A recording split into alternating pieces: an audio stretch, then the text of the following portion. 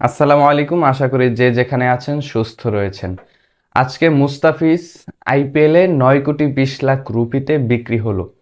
এটা বাংলাদেশের জন্য অবশ্যই গৌরবের, কেননা এর আগে বাংলাদেশের কোনো প্লেয়ার এত দামে বিক্রি হয়নি আইপিএলের কোনো নিলামে। তবে মুস্তাফিজ দ্য কাটার মাস্টারপিস সেই গৌরবটা অর্জন করে দেখিয়েছেন। আসলে কি তাকে কেনা হয়েছে নাকি তিনি নিজে বাধ্য করেছেন আইপিএলে তার এই প্রাইজ মানিটা উঠতে? আমরা যদি তার রিসেন্ট পারফরমেন্সগুলো একটু দেখি, আইপিএলে মুস্তাফিজ এর চেয়েও বেশি দামে দল পাওয়া ডিজার্ভ করে। আইপিএলে এর চেয়েও বেশি দামে মুস্তাফিজ দল পেতেনও, কিন্তু অনেকগুলো কারণে এবারের আইপিএলেও সেই বিষয়টা হয়ে ওঠেনি। কেননা রিসেন্ট ফর্ম মুস্তাফিজ আইএল টি-20 লিগ, যেখানে তিনি চমৎকার পারফরমেন্স করছেন, এবং তাকে নিয়ে এরকমের কথা হয়েছে মুস্তাফিজ যে এই ডেলিভারিগুলো কিভাবে দেন, আপনি বাসায় যদি ট্রাই করেন আপনার যেই রিস্ট রয়েছে এটা ডিসলোকেটেড হয়ে যেতে পারে। বাসায় এই ধরনের বোলিং করাটা ট্রাই করবেন না। তাহলে কোন পর্যায়ে মুস্তাফিজ নিজেকে নিয়ে গিয়েছেন সেই বিষয়টা আসলেই আমাদেরকে ভাবায়। মুস্তাফিজ তার লেভেলটা কোন পর্যন্ত, এবং আইপিএলের 9 কোটি 20 লাখ কেন, 25 কোটি, 25 কোটিতে যেই ক্যামেরুন বিক্রি হয়েছেন সেই 25 কোটি রুপি মুস্তাফিজ ডিজার্ভ করেন আইপিএলের এবারের অকশনে, কিন্তু মুস্তাফিজ তার প্রাপ্য দামটা পাননি। তবে মুস্তাফিজ এই যে 9 কোটি 20 লাখ টাকা পেয়েছেন, 9 কোটি 20 লাখ টাকা নয়, 9 কোটি 20 লাখ রুপি, যেটা টাকায় 12 কোটি 40 লাখের মতো আসবে। যেই টাকাটা তিনি পাবেন আইপিএলের এবারের অকশনে, এটাও কি পরিপূর্ণ টাকাটা তিনি পাবেন? প্রশ্নটা কিন্তু এখন সেইখানেই। এবারের আইপিএলটা যখন চলবে সেই সময় কিন্তু বাংলাদেশের দ্বিপাক্ষিক সিরিজ রয়েছে নিউজিল্যান্ডের সাথে। অনেকে বলেন আগে দেশ, এরপরে ফ্রাঞ্চাইজি ক্রিকেট। তবে নিউজিল্যান্ডের বিষয়টা যদি আমরা লক্ষ্য করি, এর আগেও নিউজিল্যান্ডের অনেকগুলো সিরিজ আইপিএল চলাকালীন হয়েছে। সেখানে Kane Williamson, Matt Henry, Tim Southee, Trent Boult, এরা কেউই, জিমি নিশিয়াম, এরা কেউই কিন্তু ওই মুহূর্তে দলের হয়ে সার্ভিস দেন নাই। তারা এনওসি নিয়েছেন আইপিএলে খেলার জন্য, এবং তাদের ক্রিকেট বোর্ড আইপিএলে খেলার জন্য এই প্লেয়ারদেরকে ছাড়পত্রও দিয়েছেন তারা যেন আইপিএলটা খেলতে পারে। তবে বিগত সালে আমরা কয়েকবার দেখে এসেছি মুস্তাফিজ কিংবা সাকিবদের বেলায় সেই সুযোগটা হয়ে ওঠেনি। বাংলাদেশ ক্রিকেট বোর্ড তাদেরকে এনওসি দেয় না যেই সময়টাতে বাংলাদেশের সিরিজ থাকে। ইভেন সেটা যদি নিউজিল্যান্ড কিংবা জিম্বাবুয়ের সাথেও সিরিজ হয়, বাংলাদেশের খুব বেশি প্লেয়াররা যে আইপিএল খেলেন সেটা না। সাকিব মুস্তাফিজ ছাড়া আর কয়েকজন প্লেয়ারই বা খেলতে পারেন আইপিএল, সেটা তো সবসময় স্বপ্নের। তবে এই দুইজন প্লেয়ারকেও ওই সময়টাতে ছাড়পত্র দেওয়া হয় না।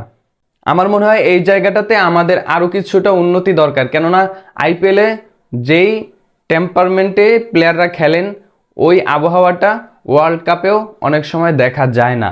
সেক্ষেত্রে যেই প্লেয়াররা রয়েছেন তারা যদি আইপিএলে খেলতে পারেন, এটা দলের জন্য, দেশের জন্য অনেকটা উন্নতির জায়গা রয়েছে। প্লেয়ারদের মেন্টাল ম্যাচিউরিটির যে জায়গাটা দরকার সেটা আইপিএলে খেললে নিশ্চয়ই হওয়া যায়, এবং প্লেয়ারদেরকে ওই জায়গাটায় ছাড় দেওয়া উচিত অ্যাটলিস্ট।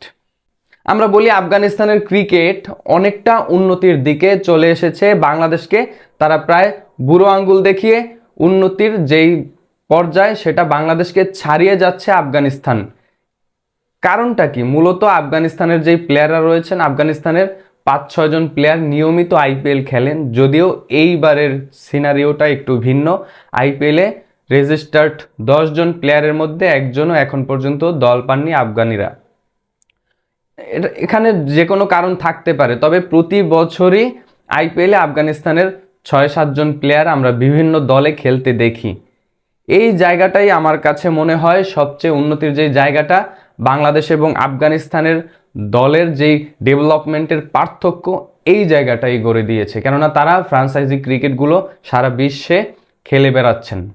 আমি বলছিলাম মুস্তাফিজ এই 12 কোটি 40 লাখ টাকাও পাবেন না, কেননা যদি মুস্তাফিজকে ওই সময়টাতে ছাড় না দেওয়া হয়, এনওসিটা না দেওয়া হয় বিসিবির পক্ষ থেকে, সেক্ষেত্রে মুস্তাফিজের এই টাকাটা পাওয়ার সম্ভাবনা খুবই কম এবং মুস্তাফিজের চেয়েও বেশিও টাকা পেতে পারেন। আমরা যখন দেখেছি 2016 সালে মুস্তাফিজ আইপিএল খেলেছেন, ম্যান অফ দ্য ম্যাচ হয়েছেন, এরপরে ইমার্জিং প্লেয়ার হয়েছেন, অনেকগুলো পুরস্কার তিনি পেয়েছেন। এবারের আইপিএলেও যদি মুস্তাফিজ অনেকগুলো পুরস্কার অর্জন করতে পারেন তাহলে ওই টাকাটা 12,40,00,000 থেকে 15 কোটিতেও পৌঁছাতে পারে। এখন পুরো বিষয়টা ডিপেন্ড করছে বাংলাদেশ ক্রিকেট বোর্ড বিসিবির উপরে। মুস্তাফিজ আসলে কি এই 12,40,00,000 টাকা পাবেন কিনা কলকাতা নাইট রাইডার্সের কাছ থেকে। তবে আরেকটা খুশির বিষয় হচ্ছে মুস্তাফিজ যে আইপিএলে এর আগে 5টা দলে খেলেছেন তার চেয়ে এবার সম্ভবত বাংলাদেশি ভক্তদের জন্য সবচেয়ে আনন্দের, কেননা সাকিব আল হাসানও কিন্তু আইপিএলে এই কলকাতা নাইট রাইডার্সের হয়ে অনেকবার খেলেছেন এবং তিনি যেই চ্যাম্পিয়ন্স সেটাও হয়েছেন এই কলকাতারই হয়ে। এবং শাহরুখ খানের দল যেখানে আইপিএল সাকিব আল হাসান অনেকবার খেলেছেন, মুস্তাফিজ এবার প্রথমবারের মতো কলকাতায় খেলবেন।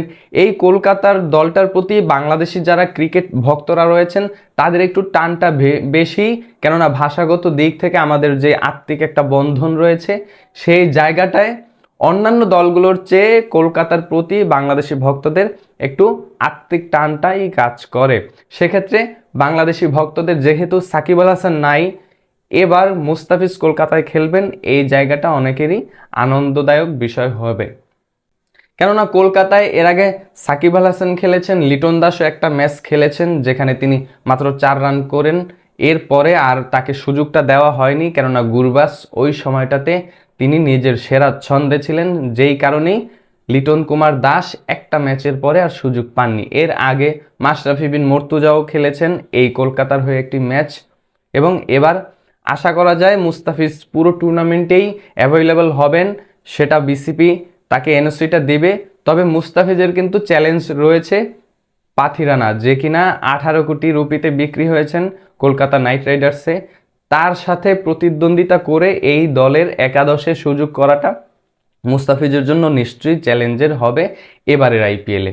এবারের যদি কেকেআরের জার্সিটা মুস্তাফিজ গায়ে জড়ান, এ নিয়ে আইপিএলের 6ষ্ঠতম দল হিসেবে কলকাতা নাইট রাইডার্স মুস্তাফিজের ঠিকানা হতে যাচ্ছে। এই আইপিএলে মুস্তাফিজ 9,20,00,000 রুপিতে বিক্রি হয়েছেন। মুস্তাফিজের জন্য আমি যদি বলি 20 কোটি রুপি বাজেট ছিল, আপনি কি সেই কথা ফেলে দিতে পারবেন কিনা?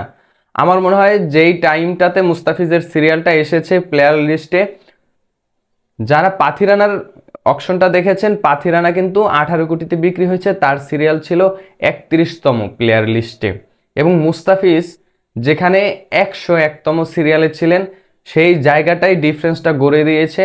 না হয় অ্যাটলিস্ট পাথিরানা যেই দামটা পেয়েছিলেন সেটা মুস্তাফিজ পেত এবং ইভেন তার চেয়ে বেশি পেত, কেননা টিমগুলোর যে ওয়ালেট ভ্যালু সেটা শেষ হয়ে আসছিল, এই কারণে মুস্তাফিজ সেই প্রাইজ মানিটা পান নাই। তবে আপনার কি মনে হয়, বা মুস্তাফিজ কি এই পুরো টাকাটা পাবেন কিনা, যেটা বাংলাদেশ ক্রিকেট বোর্ডের উপরেই ডিপেন্ড করে, তাকে এনওসিটা দিবেন কিনা ওই সময় নিউজিল্যান্ডের সিরিজ চলাকালীন? আমার মনে হয় বিসিবির উচিত মুস্তাফিজকে ওই সময়টায় এনওসিটা দেওয়া এবং মুস্তাফিজ যেন আইপিএলে কলকাতাকে এবার চ্যাম্পিয়ন করতে পারে সেই প্রত্যাশাটাই থাকবে। আপনার কি মনে হয়? কমেন্ট বক্সে আপনার মূল্যবান মতামত জানাবেন।